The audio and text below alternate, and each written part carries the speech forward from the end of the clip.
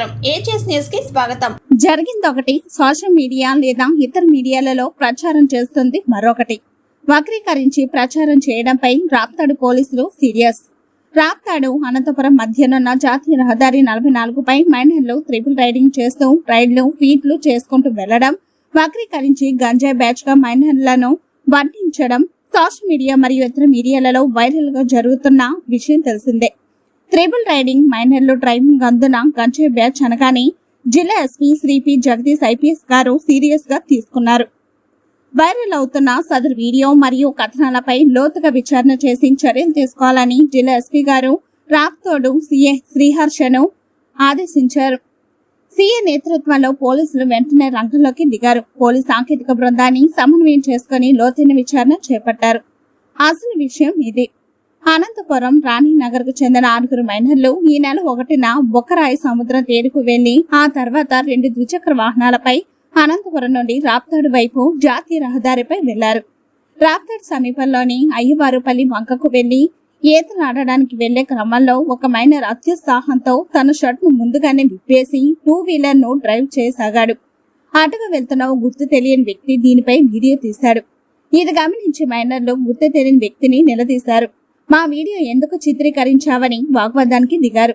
దీంతో హట్ అయిన సదరు గుర్తు తెలియని వ్యక్తి అర్ధనగ్నంగా ఉన్న వీడియోను చిత్రీకరించి గంజాయి బ్యాచ్ గా వక్రీకరిస్తూ గంజాయి కట్టడిపై పోలీసులు చర్యలు తీసుకోలేదంటూ వీడియోను సోషల్ మీడియాలో వైరల్ చేసినట్లు పోలీసుల విచారణలో వెల్లడైంది. వాస్తవం గడప దాటేలోపు అబద్ధం ఊరంతా తిరిగొచ్చిందనే సామెతకు ఇది అచ్చుగుద్దినట్లు సరిపోవడం విశేషం. సోషల్ మీడియాలో వైరల్ అయిన సదరు వీడియోను క్రాస్ చెక్ చేసుకోకుండా అదే నిజమని నమ్మి కొందరు తిరిగి దానినే వైరల్ చేయడం, దానిపై కథనాలు రాయడం, మైనర్లు వాహనం నడపడం, ట్రిపుల్ రైడింగ్ చేయడం, ప్రజలను మరియు ఇతర వాహనాలకు ఇబ్బంది కలిగించే విధంగా ఫీట్లు చేసుకుంటూ వెళ్లడం రాప్తాడు పోలీసులు చట్టపరమైన చర్యలు తీసుకుంటున్నారు. వాస్తవాలను వక్రీకరించి అసత్యాలను ప్రచారం చేస్తే చట్టపరమైన చర్యలు తప్పవని రాప్తాడు సీఐ హెచ్చరించారు. ఒక సోషల్ మీడియాలో ఒక వార్త హల్చల్ చేసింది. అందులో భాగంగా గంజాయి మత్తులో హల్చల్, ప్రకటనకే పరిమితమైన పోలీసులు అని ఒక వార్త హల్చల్ చేస్తే దాని మీద ఎస్పీ గారు సీరియస్గా తీసుకొని దాని మీద దర్యాప్తు చేయమని మమ్మల్ని ఆదేశించగా మేము అందులో దర్యాప్తులో భాగంగా ఆ వీడియోను చూసి ఆ వీడియో కోసమని ఆ వీడియోలో ఉన్న వ్యక్తులను వెతుక్కుంటూ వెళ్తే రాణినగర్లో ఉన్న మైనర్ బాలురు అని తేలింది.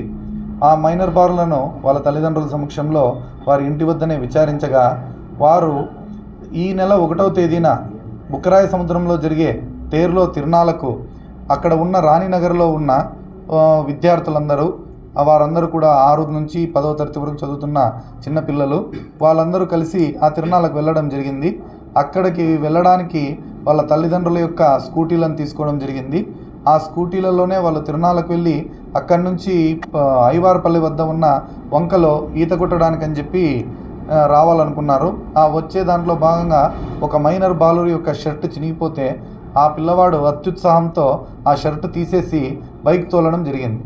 దీన్ని చూసిన ఎవరో గుర్తు తెలియని వ్యక్తి తన బైక్ నందు వారిని ఫాలో చేసి వారి వీడియో తీయగా ఆ షర్టు వేసుకొని మైనర్ పిల్లవాడు మా వీడియో ఎందుకు తీస్తున్నావు అని చెప్పి అతనితో వాదులాడడం జరిగింది.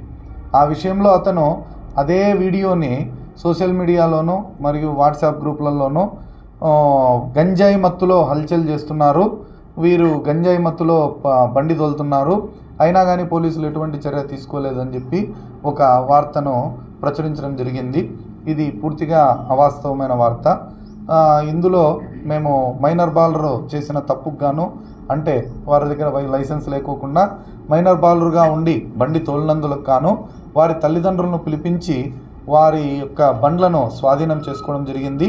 ఆ బండ్లను రిజిస్ట్రేషన్ క్యాన్సిలేషన్ కోసం ఆర్టీఓ గారికి పెట్టడం జరిగింది. అలాగే తల్లిదండ్రులపైన చట్టపరమైన చర్యలలో భాగంగా ఎంవి యాక్ట్ ఫైన్లు వేయడం కూడా జరిగింది. అలాగే మైనర్ బాలులకు కూడా ఎన్జిఓల సహకారంతో వారికి కూడా కౌన్సిలింగ్ ఇప్పిస్తాము.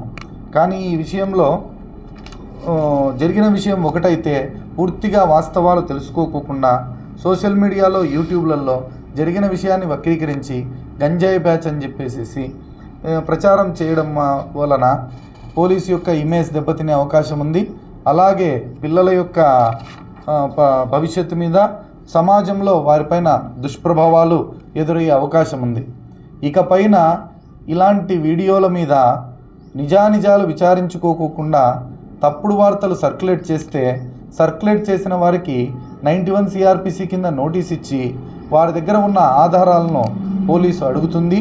ఒకవేళ ఆధారాలు చూపించిన ఎడల వారి మీద చట్టపరమైన చర్యలు తీసుకొని కఠిన చర్యలు తీసుకుంటామని ఈ మీడియా ముఖంగా మీకు అందరికీ తెలియచేస్తున్నాము.